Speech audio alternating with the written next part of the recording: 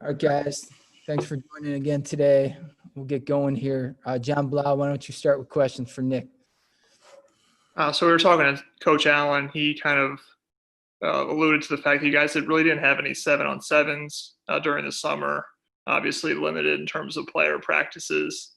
Kind of where are you guys as an offense when you saw them yesterday?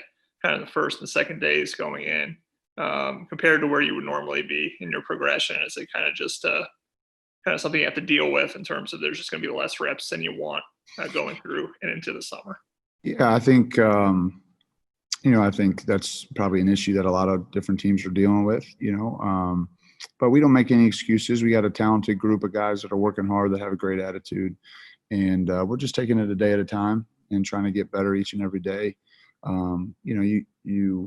It's not been typical. Certainly that's probably the case for everybody. So we're just excited about the opportunities that we do get to get out on the grass and work and get better. And we know that each and every rep that we have and each and every minute of meetings, walkthroughs, practice time, they're super valuable, and we got to take advantage of those and make the most of them. So we got an eager group of guys, very talented group of guys. And, I look forward to us just getting better each and every day. Zach, go ahead.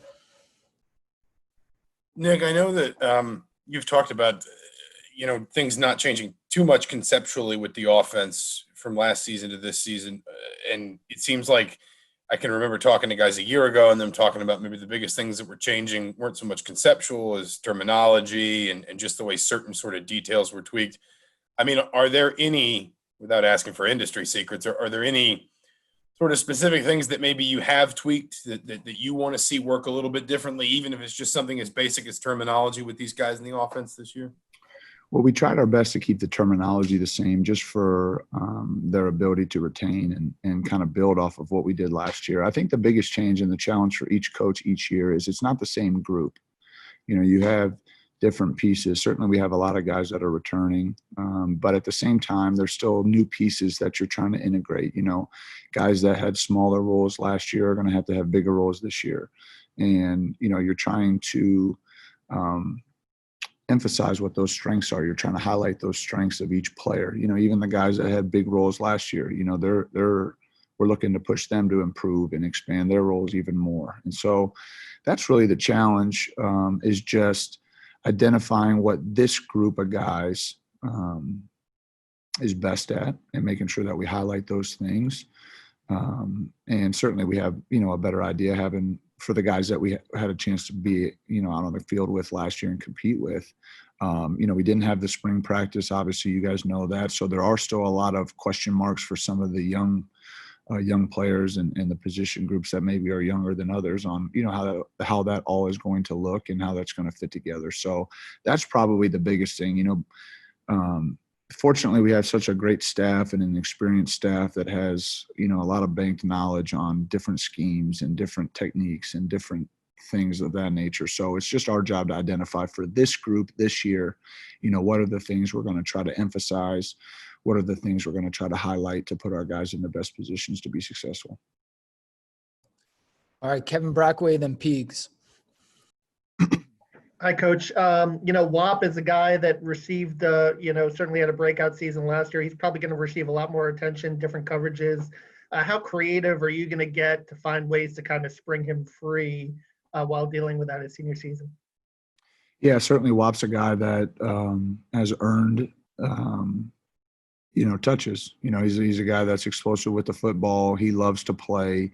Certainly a guy that we plan on featuring. I think the biggest challenge is, and I think everybody knows this, is there are ways to take certain things away, and when you're a difficult offense to stop is when there's other pieces of your offense that are difficult to stop, and that opens it up. If you only have one person that can get open or create a mismatch, then there's ways for them to try to, like you mentioned, focus in on that. So really the challenge is for us to develop depth to where if they want to double Wap or create, tilt the coverage to Wap's way, then other people have to separate and get open and deliver the football. And if you do that consistently, then they realize they can't do that, So, we're going to, no doubt, to your point, Wap's a guy that has earned touches, and we're looking to get him the ball, and we're really looking to develop the guys around him. Ty, we expect big things. Miles, some of the other young wideouts are still to be determined because we're just so early in practice. But those guys, we fully expect them to step up and create some even distribution amongst the offense so that we're tougher to defend. All right, Peegs and Mike Merritt. Hey, Coach, just a couple quick questions. The protective measures with the helmets, does that impact communication at all? The ability to call audibles or anything, important on the line of scrimmage on the field? And I also wanted to expand a little bit on Miles Marshall, whether he has a chance to kind of have a breakout year with more playing time. Yeah, I think that's a really good question about the face coverings on the grass. I think it's to be determined. We're working through that. I think the players are getting used to communicating. So we will see, if we have to make adjustments to how we communicate, right, wrong, and different. In our conference, in the past, you're going into stadiums where you can't really hear anyhow. So you are forced to communicate non-verbally. It's always a little bit easier when you can verbally communicate. So, we'll have to see, and I don't know what the, for each away game and home games, what's the crowd noise truly going to be like? I don't know if that's been set in stone. So it might be something where you're not dealing with a ton of crowd noise. So we'll see. But we are working through that and getting the guys exposed to the different face coverings. And so far we haven't had an issue, but there hasn't been 100,000 people out there yelling at us either. So, and then there's Miles is, someone that we thought had production in some big moments last year. You look back to the bowl game, he had some nice catches. He had some nice catches in the bucket game.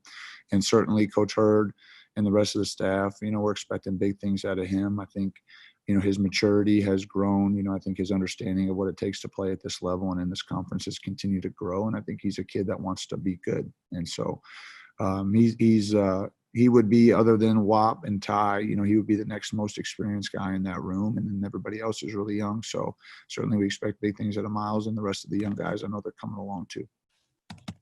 All right, Merritt, then Dylan Wallace. Coach, thanks for doing this. As far as Michael Penix, what would you like to see out of him, and what do you need to what do you need to see out of him? Where do you need to see him grow? I think that's a good question. I think probably the biggest thing that, Mike and I have talked about is just ownership of the offense, making it his. And, that takes time. You have to invest in the guys around you. You have to spend time, whether it be virtually or on Zoom or on FaceTime, but you have to spend time communicating to make it his, because I think most offenses would tell you, you'll go as far as your quarterback plays, and, we think Michael can be very special, but we're pushing him to, take ownership of the offense, hold guys accountable, and make sure it's right, make sure it's the way that he wants it done and wants to see it. And we all know, when the quarterback runs the room, you got a good shot, and so that's what we're challenging him to do. And, we haven't been around these guys, so I think it's so early. So we're looking forward to him continuing to grow in that regard. And I think he's fully capable and expect him to do that.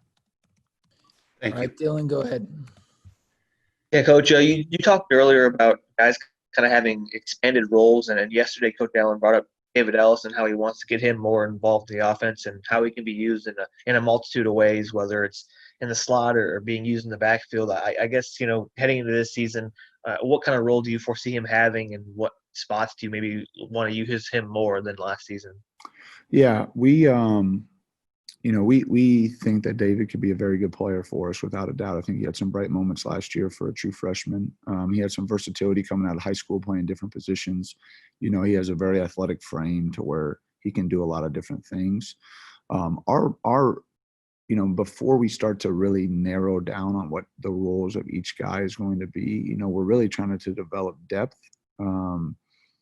And, one of Coach's big message has been 11 strong, making sure that each position group is ready to go. And that's for each individual position as well. So, the roles and what that exactly looks like, I think is still to be determined. We're really focusing on developing the whole roster, and so that just takes time. When we get closer to playing games, when we get closer to game planning and how we want to attack certain defenses and certain, coverages, fronts, et cetera, then you start to isolate and say, okay, here's how we want to put a guy in this place and really focus on him doing this. But right now we're trying to teach our base schemes, base fundamentals, and create versatility amongst positions.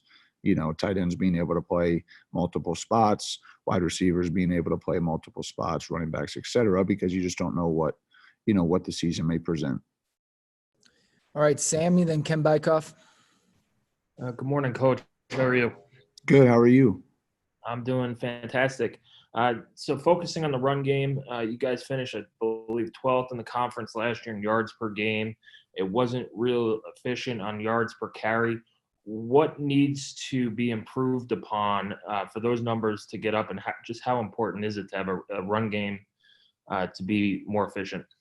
Well, I think there's a lot of different variables when you evaluate anything, right? The run game or the throw game. Some of the explosive pass plays that we had last year, could have been checks off of runs or RPOs, et cetera. You're throwing the ball out in the perimeter because the run box doesn't look good, whatever it may be. So I know, when you get statistics on the run game, it's really just, it says if you handed the ball off, what was the production, but we look at it more big picture. If we called a run play that had a perimeter screen and we threw it and got 12, we count that towards the run game. So, it's an area where we've identified that we'd like to improve. We play in a conference that is very stingy against the run. I think the national rankings for defenses stopping the run would be pretty well documented in our league. And we want to make sure that we're running the ball to favorable looks, that we're putting our guys in the best position, to where, we're not running the ball into bad looks, so there's a lot that goes into it. I think our line, Coach Hiller and those guys, they block their tail off, so, it's really, it goes back to the question about WAP. If you're a defense and you want to stop the run, you can commit enough people to doing that, and now you just have to have the ability to throw it. You don't want to be hard-headed in what you try to do, to where you force something. You want to make sure you have options in your offense to attack what the defense is giving up. If they're leaning towards stopping the run, you should throw it. If they're leaning towards stopping the pass, you need to be able to run it. And we all know to win games, you're going to have to run the ball late in the game. You're going to have to make sure that you can run the ball in certain situations, short yardage, goal line. So we know that, we recognize that, and certainly that's been a focus for us. All right, go ahead, Ken, and then we'll wrap up with Zach. Coach, how much of a challenge is it just having to deal with so much more with health and outside noise than the usual adjustments that players are going to be making coming into camp and trying to focus on football? And now there's questions about how they're going to be doing schooling, everything else that goes into. How much of a challenge is that to deal with? I think it's a challenge. I think it's a challenge for sure, and, we genuinely care about our players here and we want the best for them. And so there's been great dialogue between our staff and our players. And I think the level of respect and trust has never been higher. I think the players believe that we have their best interests at heart. And, we're taking it one day at a time, and there's a lot of unknowns for a lot of people in a lot of different, areas of this country, and so we're just taking it one day at a time. We're being there to support one another, laugh, enjoy being around each other, although it might be with a mask on or 6 feet apart, we're really trying to enjoy the time we have with one another, and take care of each other and try to keep each other safe and healthy. But certainly it's a challenge, and we're just taking it one day at a time. Thanks. All right, Zach, last one for Nick, please.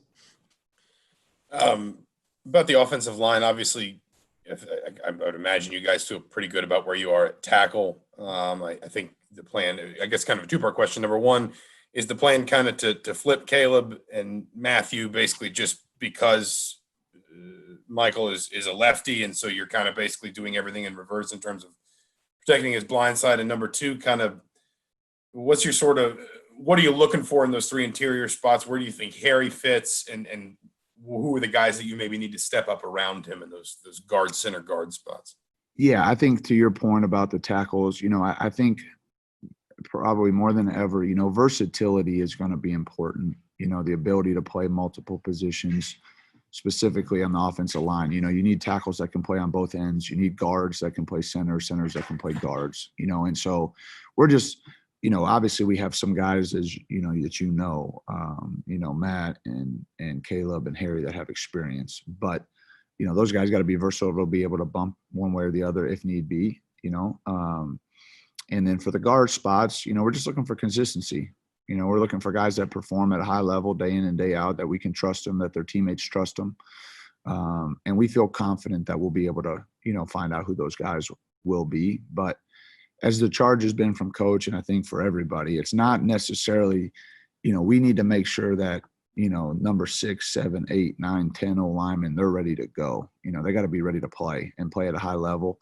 And that's for every position, you know. So, you know, when we get closer to the game, we'll start getting guys in the groove of where they're going to play. But right now, Coach Hiller's done such a fantastic job. He's moving guys around, making sure guys can play multiple positions, just to, you know, handle whatever comes our way in the season.